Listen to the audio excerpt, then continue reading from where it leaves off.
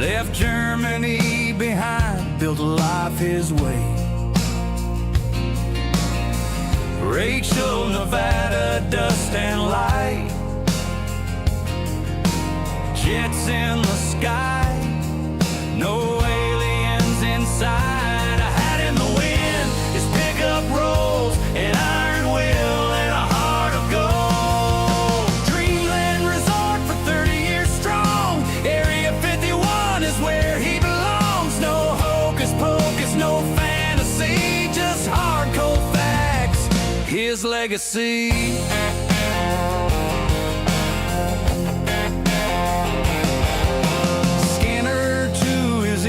Signals run wild. YouTube in his heart, camera live. The FBI came, but they can't break him down. His fire keeps burning, it won't drown. A hat in the wind, his pickup rolls, an iron will.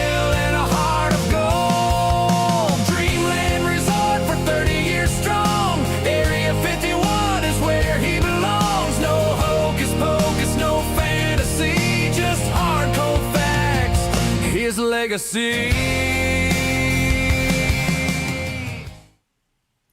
Well, howdy folks, here we are again. Welcome to another live stream for members, and thank you all for your support. Your support allows me to expand this channel and to bring you new content, to buy new toys, to do more exploring.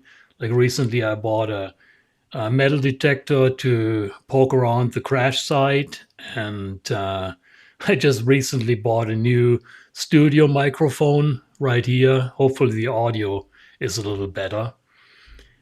And so I want to thank you for allowing me to expand my work and to bring you all the latest from Area 51. And of course we have big news today. As you probably know, you might have seen all the announcements that I did in the last couple of days. I'm going to get to that in a minute. Of course, it's all about the crash at near Area 51 of a UAV and the data plate that I found, but we'll get to that in a minute. We're going to do about an hour today. In the first half, as usual, audio is very good, Jörg. Thanks, Quit76. Thank you for letting me know. Yeah, that microphone is really doing a lot better. And I guess it pays to buy quality. So anyway, that should take care of any audio issues. And okay, back to... as usual, we do about a half an hour of presentation here. I'm going to show you and tell you all about my findings at the crash site. And then in the second half, I will be happy to answer your questions if you have any. So one thing I got to let you know, this is a members only live stream. But because of the large interest by the public in the data plate and the crash site, I will eventually make this stream public. So don't post anything that you don't want the public to know. We are a small group right now, but I will eventually open up this a replay of the stream to the general public so they can see the data plate and hear what I have to say about it. So don't say anything that you don't want the world to know. And of course, our friends at the various three-letter agencies, some of who are maybe listening right now. So hey guys, hope you're enjoying the stream as well. All right, so let's get going here. Update on the drone crash near Area 51. A few days ago, I revisited the crash site of that UAV that crashed during a large mission in the Area 51 airspace. The drone crashed on September 22nd, the night of September 22nd to 23rd. And there was a big operation, crash recovery, and all that good stuff. I've done several videos about it. And this time I was lucky enough to visit the site with Jerry. Jerry was the first person who actually reached the impact site. As you might remember, I did a video on the staging area, which back then I thought was the impact site. Turns out it wasn't. So Jerry went out on his own and he found the impact site. He did a video about that. I linked to it. And so the two of us together, went back to the site with 2 metal detectors. We spent several hours scouting the site, and we found some interesting items. Let's see. I did a short video about that. In case you haven't seen it, I'm gonna copy and paste that here. So that's a short video of our little adventure going out to the site. And we found a bunch of parts. There's so much still in the ground. Our metal detectors were going off nonstop, and it was basically, let's try and find the items that are easiest enough to get to. We did find some items that suggests that what crashed there is a jet turbine aircraft. Is not a prop air. It definitely is not a prop aircraft. It's very clear that it was not a prop aircraft, most likely a jet aircraft. And we found a number of other items. It does seem, if the Air Force claims that the drone that crashed there came out of Creech Air Force Base, if that's the case, it was either an RQ-170 or a Reaper drone. Reaper, I can pretty much rule that out because Reaper is a prop aircraft, and what we found at the crash site is not of a prop aircraft. So if in fact it was an aircraft out of Creech, it was most likely an RQ-170. There's also some evidence, including radio transmissions that are intercepted, that suggests an involvement of Area 51. Hopefully, follow-up visits will give us a little more information, but we did find a very interesting piece at the crash site that gives us a lot of clues, and that's what I want to talk to you about today. We found the data plate from one of the components of that drone. Not everybody is familiar with the data plate, what a data plate is. Basically, it's a plate mounted to a component or to an entire airframe that gives information about who made it, what version it is, and all that good stuff, so that it can be identified for maintenance and so forth. So the data plate pretty much identifies the manufacturer and what component it is. And that's exactly what this data plate shows. In my short video that I linked to, I'm only showing the backside of it. I wanted to do some more research on what information exactly the data plate shows before I'll show it to the world. At this point, I did some research.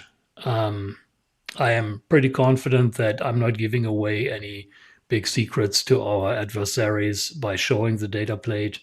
So today in this video, I am going to share that data plate with you. I'm going to make it I'm going to build up the tension here a little bit. So I'm going to keep yakking here for a minute or two, and then I will show you the data plate, I promise.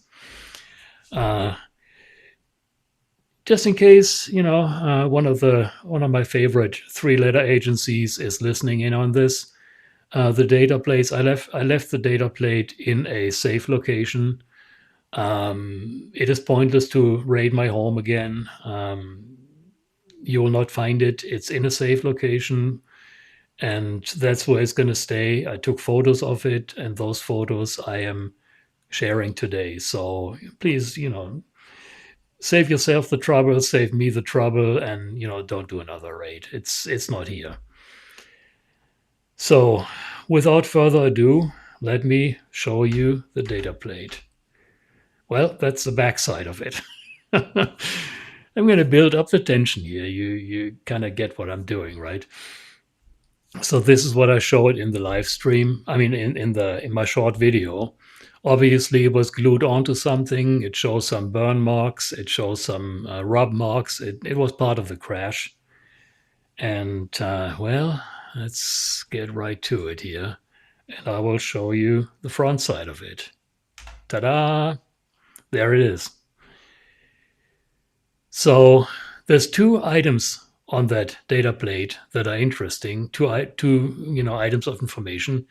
One is, it says cage code 80249, and one is operational flight program number 5.20. The 5.20 is stamped in that field, so that is a number that apparently changes every once in a while. So what are we looking at here? At first I thought cage code, that's probably a storage location where they keep that, whatever it was that the data plate was attached to. No, it turns out a very quick Google on cage code 80249 revealed a cage code is an abbreviation for a commercial and government entity code. A unique code issued by the US government that identifies a certain manufacturer and a certain manufacturing location of that company. It's mostly used for contractors, for government contractors and manufacturers that deal with the government. So cage code 80249 identifies a certain company. And, Google, the internet, was helpful enough and told me who it is. This item was produced by BAE Systems in Green Lawn, New York. Who is that? It's a company, Green Lawn, New York. I looked it up. It's about 30 miles east of New York City on Long Island. Of course, the company has a website, so I had to see what do they do. And sure enough, it's a high-tech company specialized in development of all kinds of systems for the government, for the US Air Force, and so forth.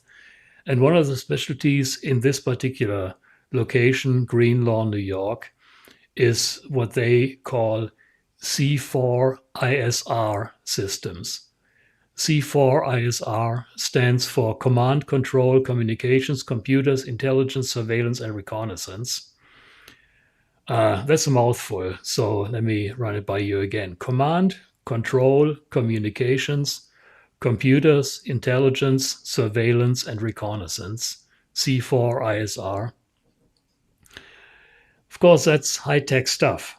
And their motto, actually, let me show you their website. I think I can pull it up here. This is the website of that company in that location, Green Lawn, New York.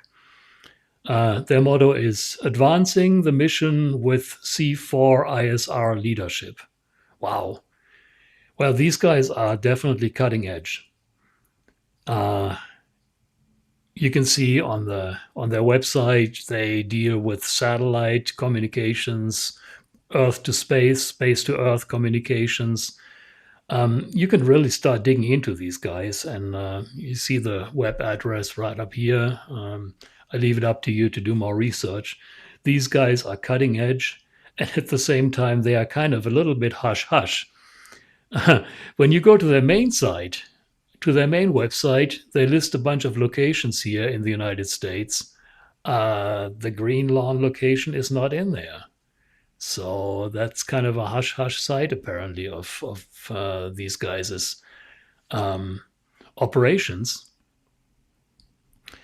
They're doing, especially the product spectrum in this facility, according to what I've been reading online, includes sensors, communications gear, software for data and intelligence analysis, digital signal processing, space electronics, satellite communications, tactical systems, and more.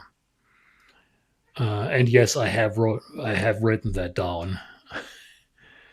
So all that stuff, sensors, communications gear, software for data intelligence analysis, digital signal processing, space electronics, satellite communications, tactical systems, and more. That's all really high-tech stuff.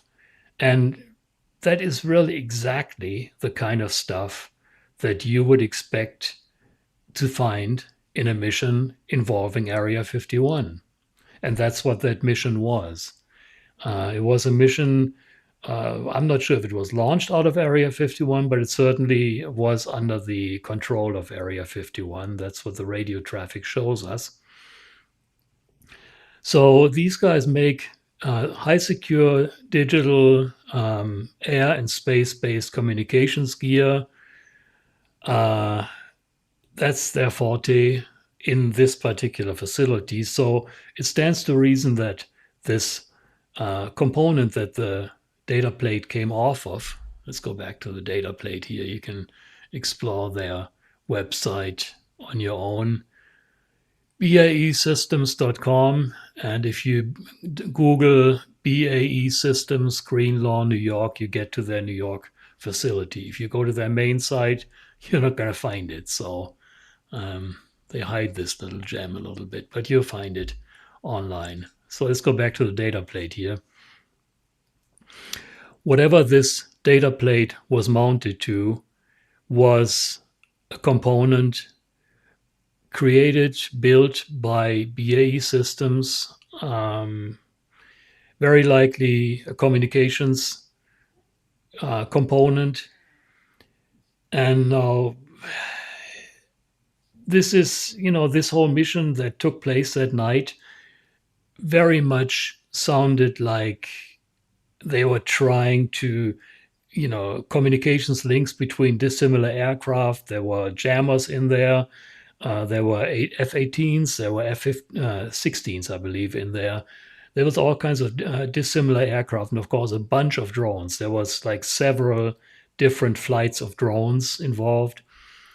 And I think communication was a big thing during that mission. So this component was involved in communications research, cutting edge stuff, likely controlled out of Area 51. If we have a little time left at the end of my half-hour presentation, I'm going to tell you a little bit more about the NGAD system. Most of you will probably know what it is. Next generation air dominance, sixth generation aircraft, manned and unmanned aircraft, flying in formation, flying, happily communicating back and forth with AI. All that communication, of course, has to be secure. So a lot of it is being researched to do laser-based communications. That's the latest and greatest. Of course, there's a whole bunch of issues with that. You're going to have to, how do you track? It's a point-to-point communication. So how do you track an aircraft with your laser on the ground to send information up to the aircraft? That tracking system has to be really well thought out, and there's all kinds of issues with that and all kinds of things that they are playing with. And apparently that's exactly what that mission was. And apparently something didn't quite go as planned. So, okay, so we know cage code 8249. That's the facility where it was built, BAE Systems. Now, what does the other item mean? Operational Flight Program number 5.20. Turns out Operational Flight Program, or abbreviated OFP, is a name for the software, for a software and hardware component, or for software that controls all aspects of an aircraft, of a drone. Control surfaces for flight control, sensors, weapon systems, and everything else. So the central software component in that drone possibly also in a manned aircraft, but we know this was a drone, is called the Operational Flight Program, OFP. And I think 5.20 is a version number. As a software developer, I'm pretty familiar with version numbers. So I think 5.20 is a version number that just gets stamped on that item as it goes out of production. And depending on what version is loaded, that's what they stamp on that data plate. So that's that item that you see stamped on. So, the next version is going to be 5.3, whatever. So they can easily change this.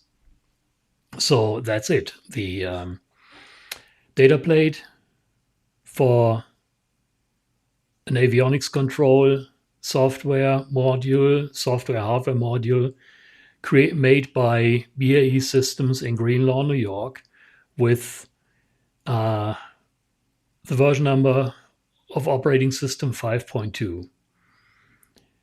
Again, this is something that you would expect to find in Area 51 or under control of Area 51. This is something experimental. They are trying to iron out the bugs. And so it makes sense to find this in a mission controlled out of Area 51. Now, I'm going out on a limb here. I'm really taking a wild guess. The version number 5.2, that's a pretty high number. So my gut feeling is that this system is already in a pretty stable state. Version 1, version 2, version 3, 4 gets a little more stable, and 5 is hopefully yet a little more stable. So I would think that we're dealing with a system, an aerial system that was under test, or that had a component on board that was under test, most likely related to communications, with that version number. So, they probably go back to the drawing board now and figure out, okay, why did this thing fall down and what do we do about it? I can see where they might actually find the bug that was in wherever the bug was, and now we have a system flying with version 5.3 or version 6.1, who knows? So that's another really big thing. A crash does not necessarily mean failure. This UAV that crashed there probably taught them a pretty valuable lesson of, okay, we got to look at this. This is not working right.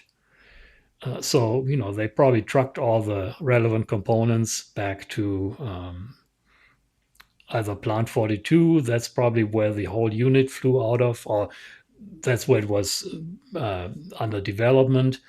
This unit might have gotten sent back to BAE Systems in New York, and everybody is looking at, hey, what didn't go right? Why did that thing fall down?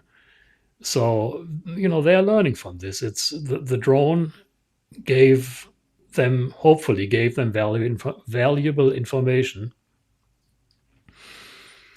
And I bet there's already software developers scratching their heads or have already finished scratching their heads on how do we fix this. And, there was actually some pictures of a RQ-170 flying out of, I think, Plant 42 a few weeks ago that floated around. That may have been the version 5.3 that, okay, now we think we have it fixed. Let's fly that thing under the same condition and see if it works now. That's how things work. That's what we did in software development. Of course, when our software crashed, we didn't trash $1 million system.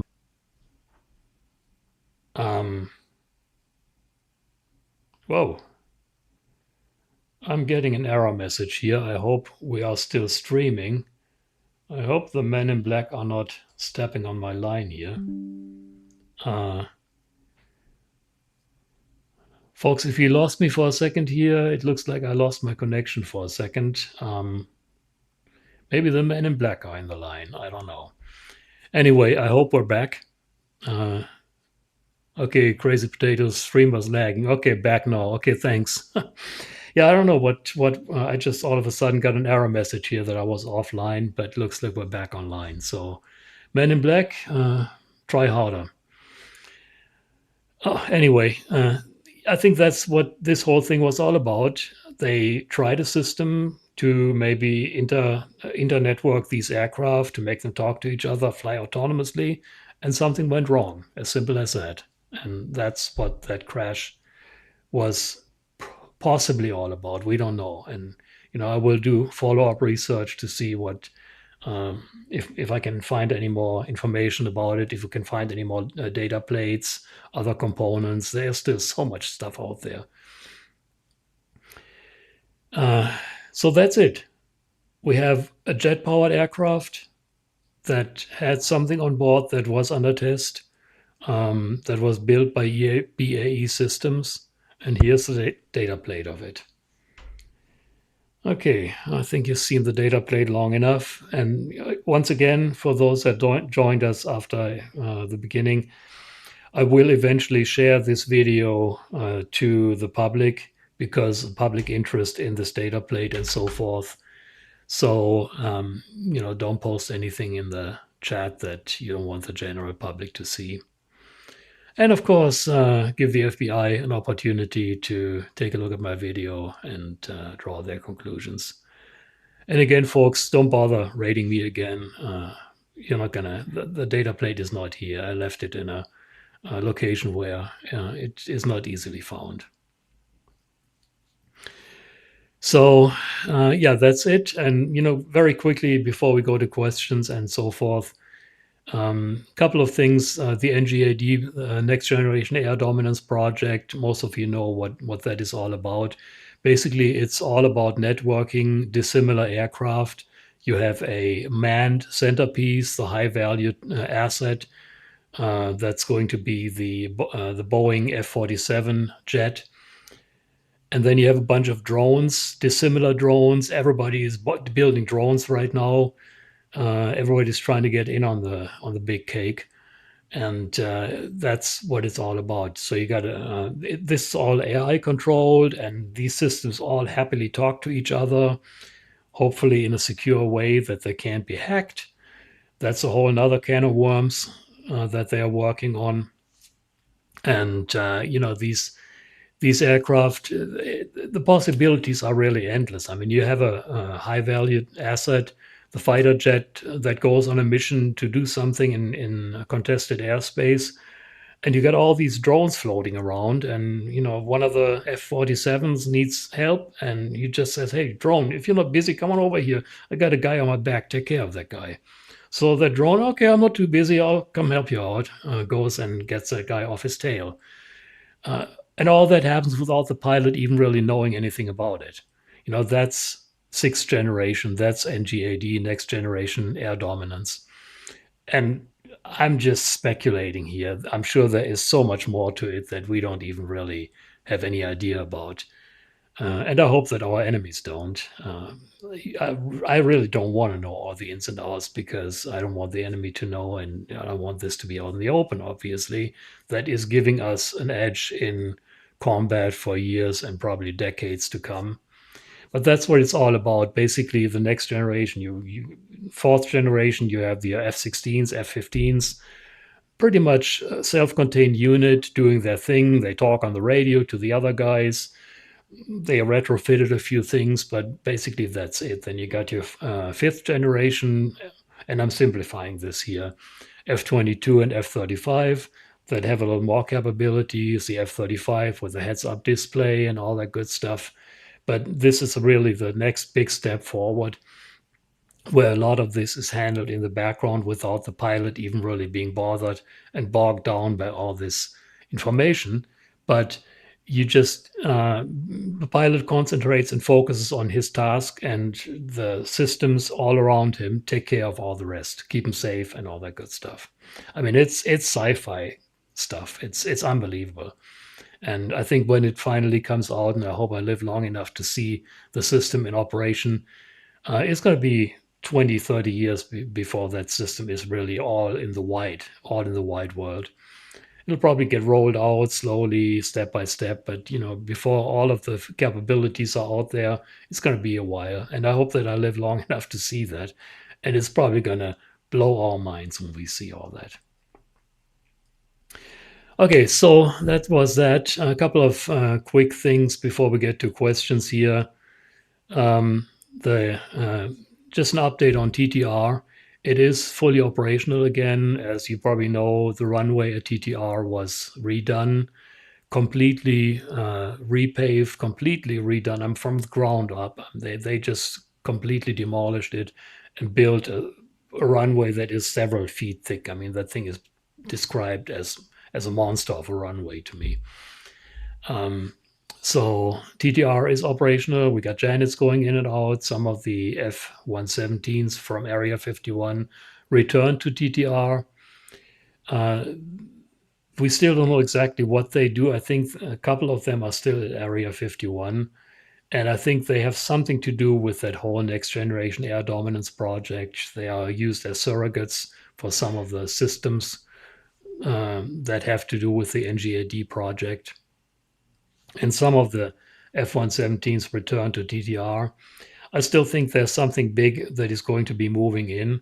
They don't spend the better part of a year and I don't know how many millions on paving a new runway if that is not used for something. So my gut feeling is there's either going to be a new project moving in that is very heavy, that needs very fast takeoff and landing speeds, or possibly something that is being transported in big transport aircraft that need a reinforced runway.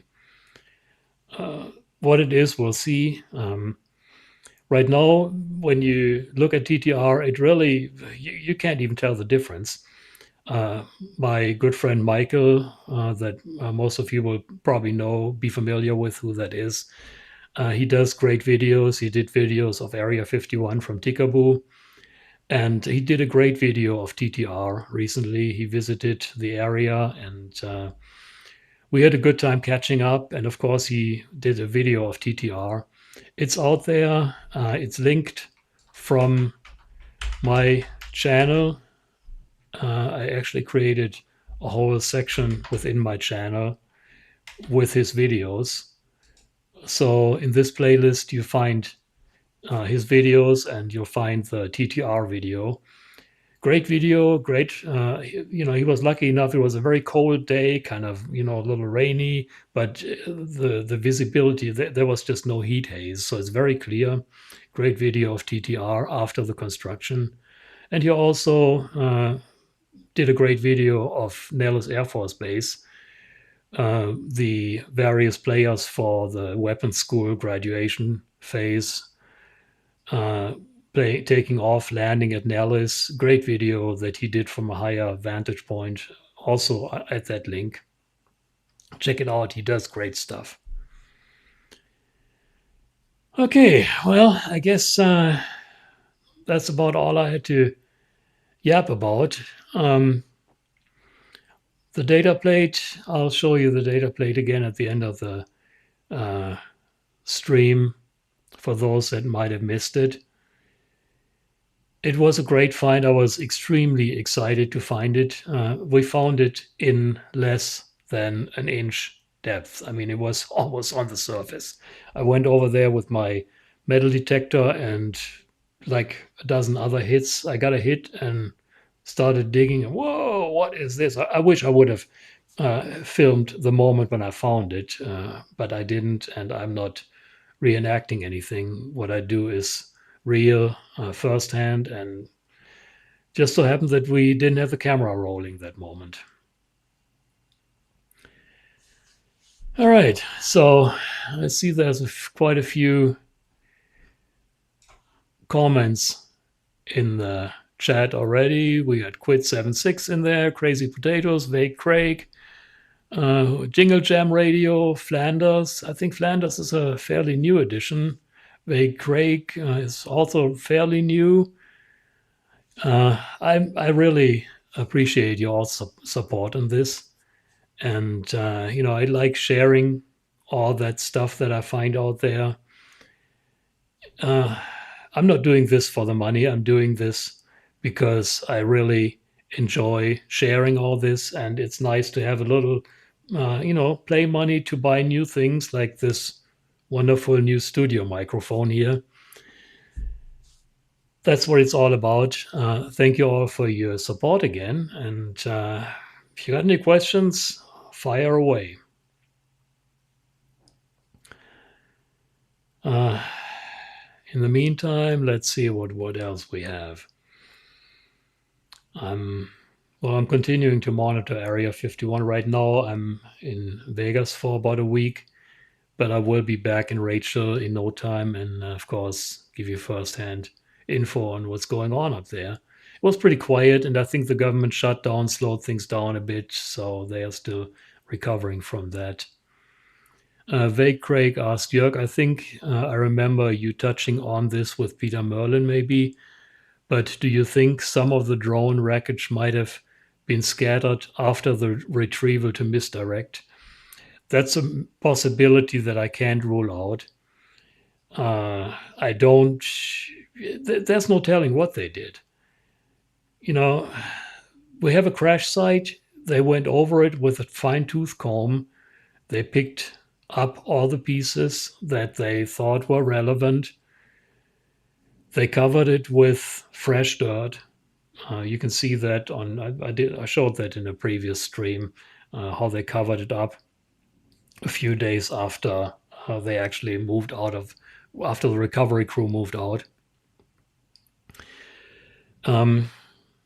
Could they have sprinkled in stuff to throw us off track? Absolutely. Do I think the data plate is genuine? Yes, I do. I mean, it shows burn marks, scrape marks. It's not something that somebody just pulled off the shelf and just threw it out there. It's it looks like it's got some history. We found it in the middle of debris. There's a very small concentrated debris field that really is maybe less than 10 feet in diameter. So that drone came straight down. You know, sometimes when you go to crash sites, you can see an impact scar where the aircraft dove its way into the ground. You don't have that here. There is one center where the drone pretty much landed with apparently enough force to break a bunch of components. I think I actually have, let me see, let's go back to this. I think I actually have up here a couple of broken components. You know, this is the kind of stuff that we find there. Could this all have been broken up and scattered there to throw us off? I guess so, but you see scrape marks here and burn marks on this piece. I tend to believe that that location, that spot, and you can actually still smell jet fuel. So, you know, did they sprinkle jet fuel on the ground? Did they massacre a bunch of pieces and put them there? I guess they could have, but I think that location is the actual impact site. You start digging and you very quickly get into dark soil that have with a heavy smell of jet fuel. And I believe that is the actual impact site. And right there is where we found that data plate. So, long story short, I believe that data plate is genuine. Maybe I want to believe it. If I'm proven wrong, so be it. But for the time being, I take the data plate and some of the components there for genuine. There are other components that really give you reason to think they are not quite related to the crash. You know, there's a lot of fiber mesh, like some kind of a composite material or mesh material that you would maybe find in a drone holding structural pieces together. But this stuff is brand new. It's like tore up, but it's not glued to anything. So I think there is some stuff that got sprinkled in there, and there's other stuff that they just were not able to recover. And this is one of Peter Merlin's credos, and something, a lesson that I've learned from him. One of the many lessons I've learned from him is that there's always something left behind. No matter how many people are walking the crash site, this is not okay. It's not a piece of drone. It's not a drone that falls out of the sky. It lands on the ground. You pick it up, put it up on a truck, and drive off. It shatters into a million pieces when it hits the ground.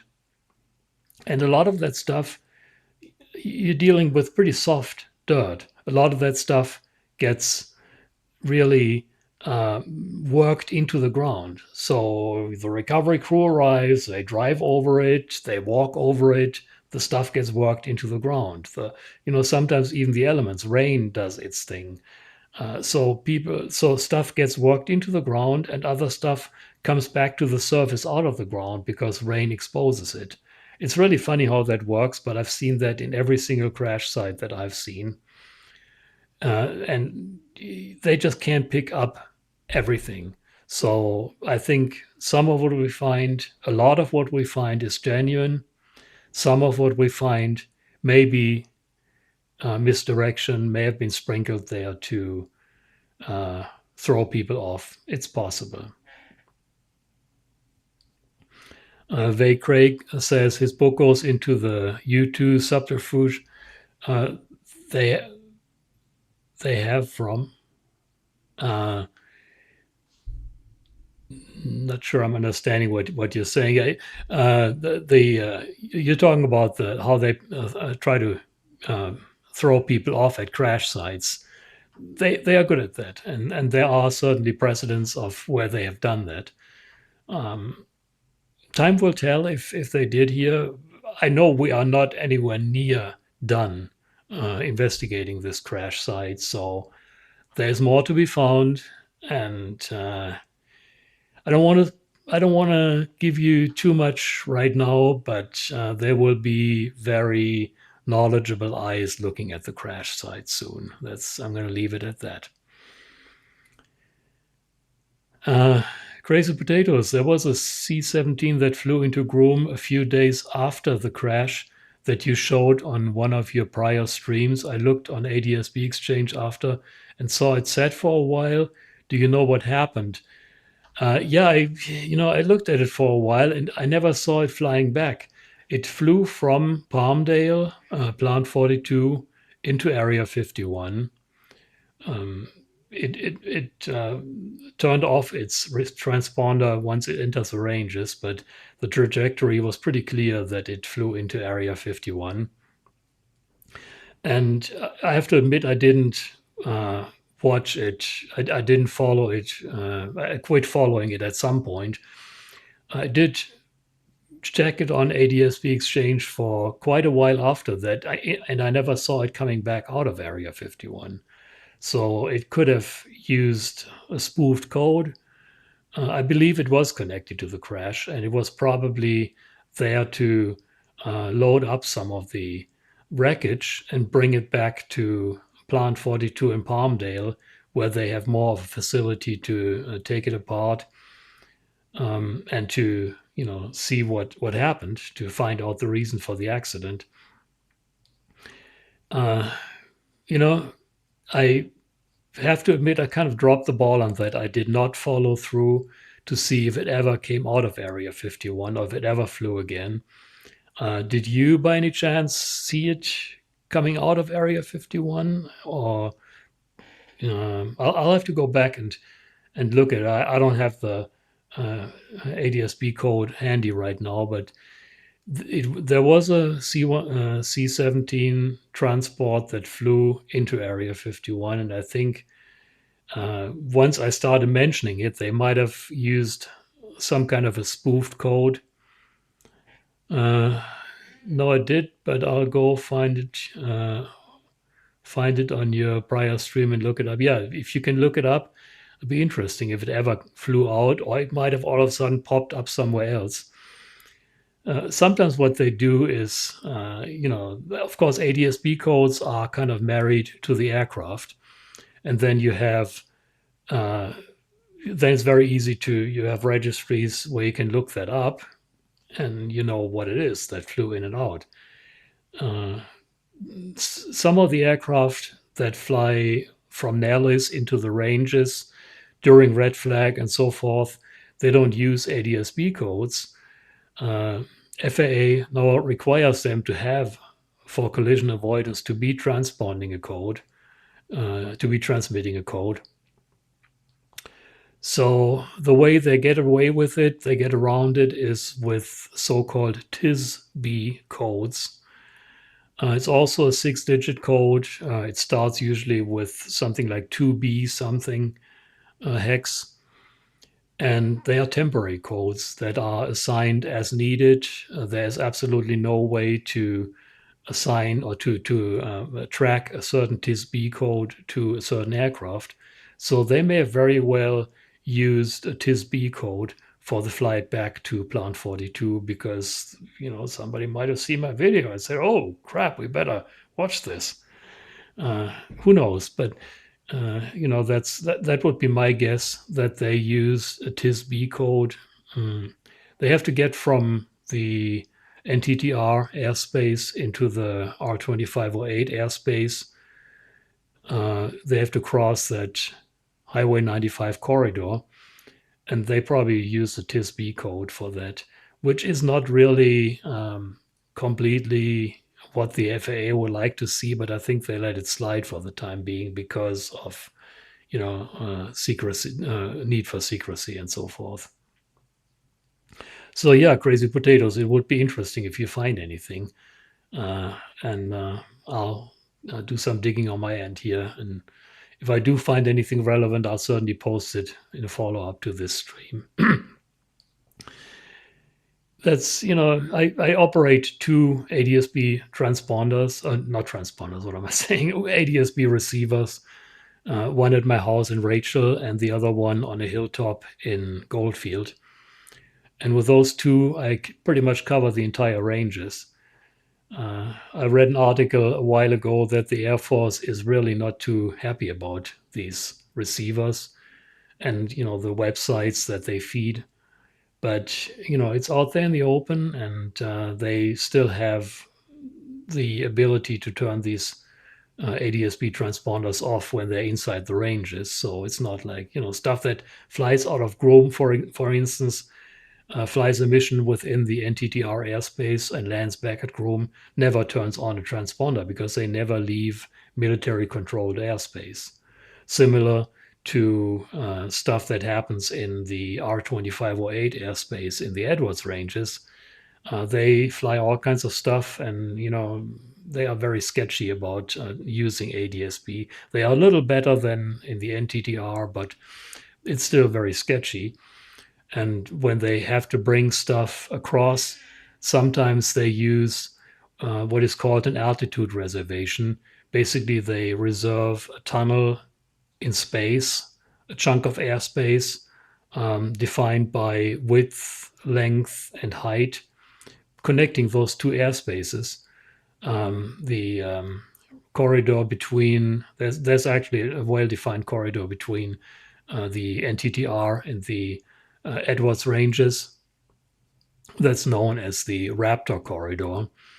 And when they want to bring something across between the two ranges, they just make an altitude reservation in that Raptor corridor, and they don't have to broadcast anything. Basically, the altitude reservation means nobody has any business in that airspace. Don't expect that airspace to be clear. Expect stuff to fly in that airspace. Don't look, don't go there.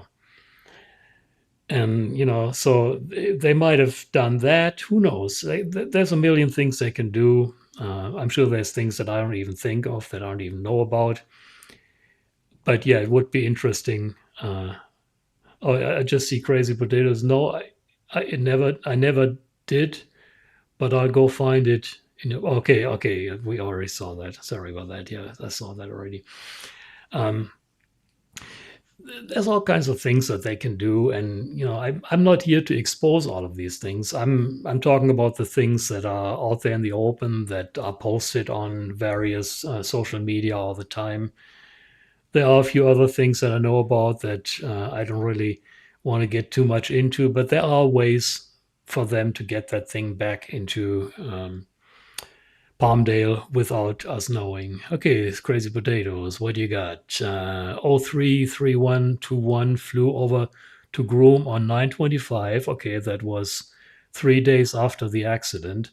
Didn't show back up on ADSB until 1025, but it was back at Edwards on the ground. Aha! 1120, it was flying around. So, okay, interesting. Good research. Thanks for that. Crazy. So, what does that say? So, they flew to Area 51 from Edwards Air Force Base and Plant 42. If I remember correctly, they did a short hop from Edwards to Plant 42 and then came over to Groom. And, then sometime between 925 and, well, it probably took them a few days to load up the wreckage. And sometime before 1025, they flew back to Edwards, or to, like, most likely to Plant 42 first to unload the wreckage. And then all of a sudden they showed back up at Edwards, and it's like, well, yeah, well, here I am. Didn't you know? And what I did in between, I'm not going to tell you. That's it. They good research. Thank you for reminding me. I'd completely forgot about that. Nicely done. That's exactly the trip back to California, and most likely to Plant 42 was not recorded. And unless somebody just happened to be at Plant 42 when it landed, we will never know when that happened. Now, one could go and do, ADSB Exchange has a history feature where you can actually go and replay the traffic. So if somebody has a lot of time on their hands, they could actually sit there and replay the Plant 42 side and see stuff landing at Plant 42. So you got about a month to play between 925 and 1025. So you'll be busy for a while, but you might see something with a TISB code landing there, because Plant 42 is in open airspace. It is in public FAA-controlled airspace. So technically, they would have to have some kind of a transponder signal. But, yeah, do you really want to watch a month worth of replay? You can speed it up.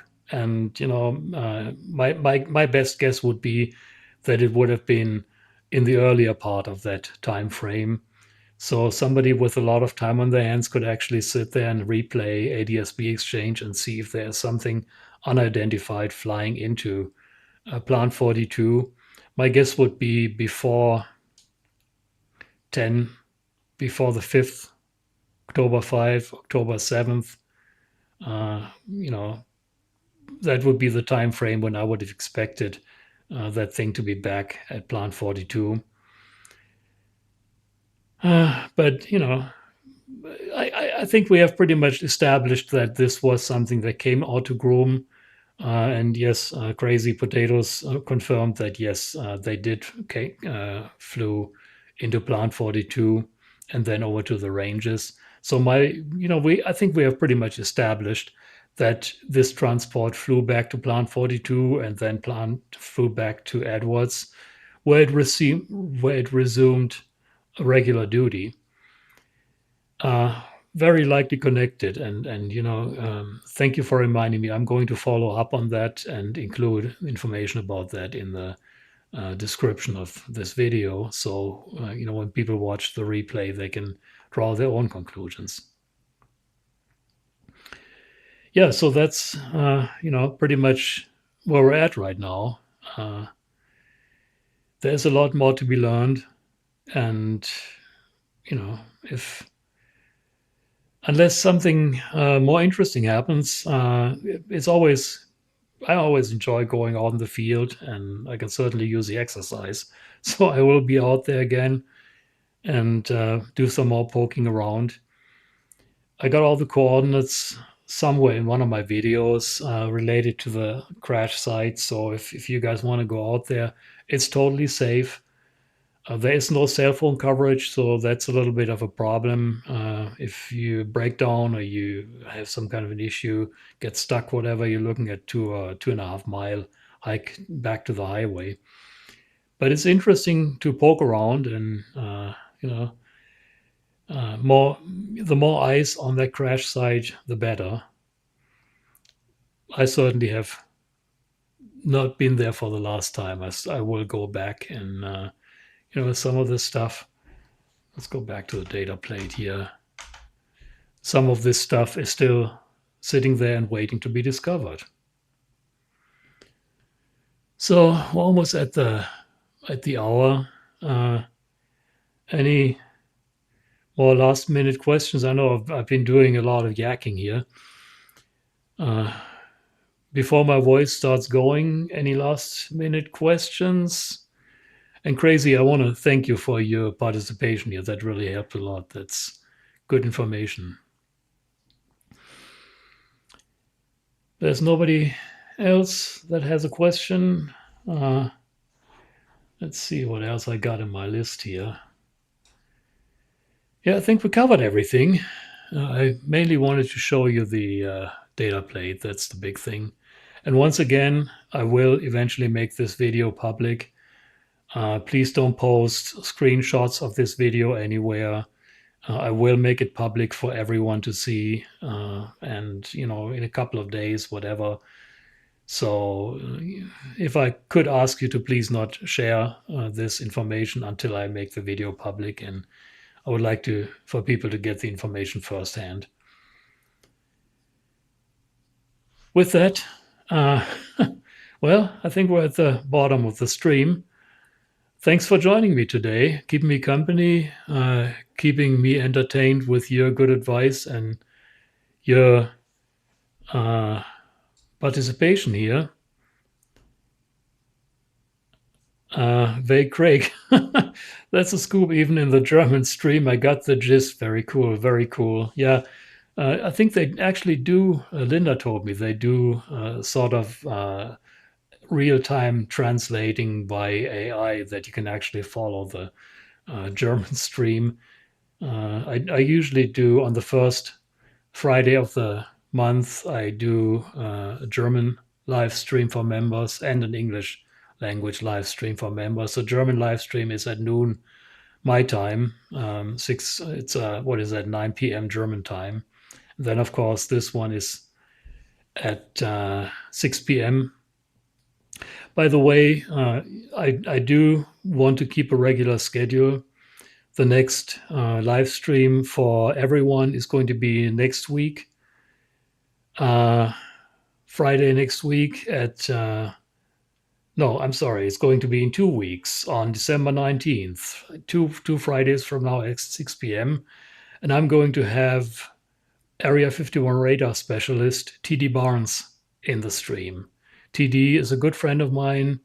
Many of you will know him, know his books. He's busy cranking out his books.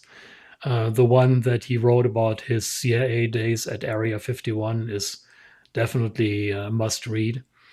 TD is going to be in my live stream 2 Fridays from now at 6 p.m. on December 19th. It's going to be a really interesting stream, and I hope that you guys can join us. This is going to be a stream open to the public.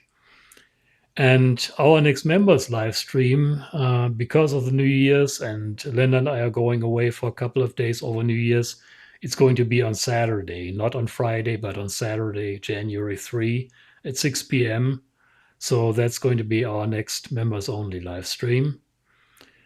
And well, with that, I wish you all a great weekend and a wonderful pre-Christmas season. If we don't hear each other, have a wonderful Christmas, and thank you again for joining me. With that, yes, Voodoo Tank's wonderful music again, and thank you again for all your support.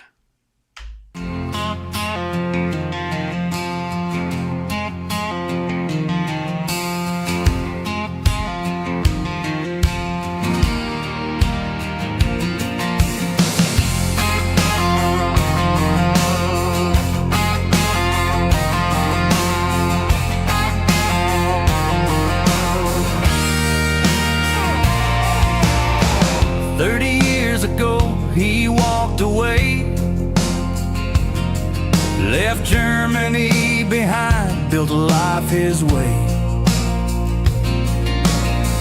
Rachel, Nevada, dust and light. Jets in the sky, no aliens inside. A hat in the wind, his pickup rolls, an iron will and a heart of gold. Dreamland Resort for 30 years strong. Area 51 is where he belongs. No hocus pocus, no fantasy, just hard cold facts. His legacy.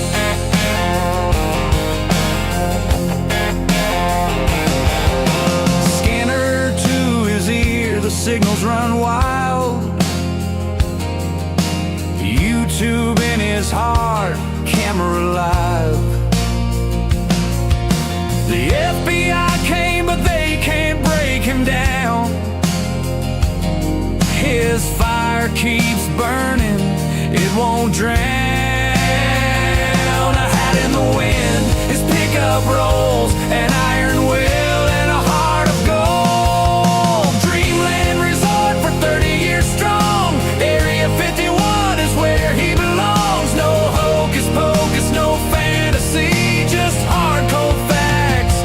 His legacy. 30 years of desert, 30 years of dust, eyes on the truth, in truth he trusts.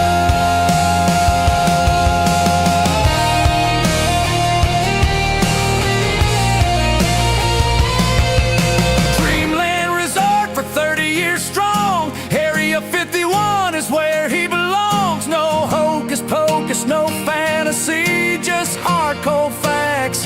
His legacy. Dreamland Resort, he still won't bend. The truth in the sky will guide till the end. No hocus pocus, no fantasy, just hard cold facts. His legacy.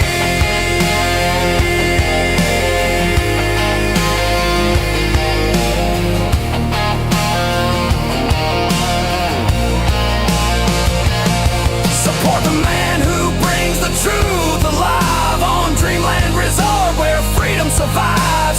Donate for jerk, he'll thank you true. He lives his dream, nothing breaks through.